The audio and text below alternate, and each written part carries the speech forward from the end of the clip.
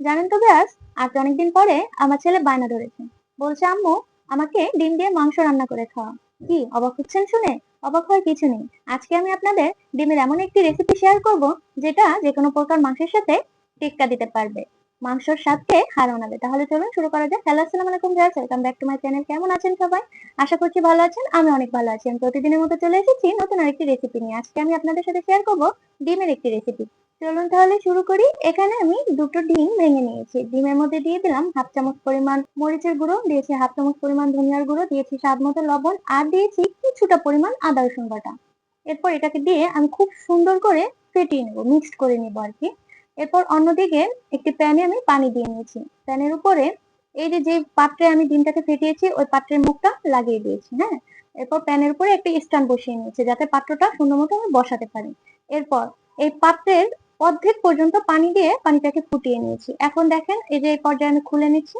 দেখছেন, চামচটা কিন্তু ডেবে যাচ্ছে না, তার মানে আমাদের ডিমটা কিন্তু পারফেক্ট ভাবে হয়ে গিয়েছে। এখন আমরা একটি প্যানে পরিমাণ মতো সাদা তেল দিয়ে নিচ্ছি। সাদা তেল দিয়ে কিছুটা পরিমাণ হলুদের গুঁড়ো, স্বাদ মতো লবণ দিয়ে নেব। এখানে আমি ডুমো করে কেটে রেখেছি আলু, যেভাবে আমরা মাংস দিয়ে থাকি সেভাবে আর কি। এখন এই আলুটাকে আমরা কি করব, ভেজে নেব। অন্যদিকে এই যে দেখেন ডিমগুলো আমি ওই পাত্র থেকে আমি আমার পছন্দ মতো সাইজে কেটে বের করে নিয়েছি। হ্যাঁ, ছুরি দিয়ে কেটে নিয়েছি। কেটে নিয়ে এটা আলুর সাথে ভেজে নিয়েছি। আলুটা প্রথমে ভেজেছি কিন্তু ভিউয়ার্স।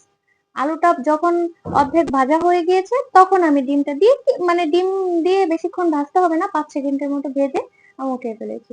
এরপর ওই তেলের মধ্যে আরো কিছুটা তেল দিয়ে দিয়েছি। দিয়ে দিলাম একটা দারচিনি, একটা এলাচ, আর কিছু না। এটা একটু গরম হয়ে গেলে দিয়ে দেব আদা রসুন পেঁয়াজ এবং জিরা বাটা, একসাথে বেটে রেখেছিলাম, সেটাই আমি দিয়ে দিলাম। এরপর এই মশলাটাকে খুব সুন্দর করে কষিয়ে নেব। যখন নাকি কষানো হয়ে যাবে তখন হাফ চামচ পরিমাণ ধনিয়ার গুঁড়া, 1 চামচ পরিমাণ মরিচের গুঁড়া, হাফ চামচ পরিমাণ হলুদের গুঁড়া, স্বাদ মতো লবণ আর পানি দিয়ে এই মশলাটাকে আবারও আমরা সুন্দর মতো কষিয়ে নেব। এই যে দেখেন, কষানোর এই পর্যায়ে কিন্তু মশলার রং চেঞ্জ হয়ে গেছে। এখন এই পর্যায়ে আমরা ভেজে রাখা ডিম আলু এটা দিয়ে দিব। দিয়ে আমরা খানিকক্ষণ 5 মিনিটের মতো এই মশলাটার মধ্যে এই যে যে ডিম আর আলু দিয়েছি এটা কষাতে রেখে দেব।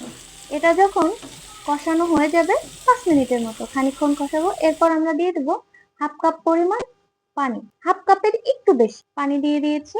এটাই আমাদের কিন্তু ঝোলের পানি, এর থেকে বেশি পানি আমরা দিব না। ঠিক আছে, যখন নাকি ঝোলের পানিটা ফুটে উঠেছে তখন এখানে আমি অর্ধেক ফালি করে রাখা কাঁচামরিচ দিয়ে দিচ্ছি। এরপর কিছুক্ষণ ঝোলটা ফুটাবো। ফুটানোর পরে আমি 10 মিনিটের জন্য ঢেকে দিচ্ছি। এই তো, এই পর্যায়ে দেখেন আমার ঝোলটা একদম মাখো মাখো হয়ে গিয়েছে। আমরা যেরকম মাংস ভুনা করি ঠিক সেটাই যখন হয়ে যাবে তখন আমরা এটাকে নামিয়ে নেব।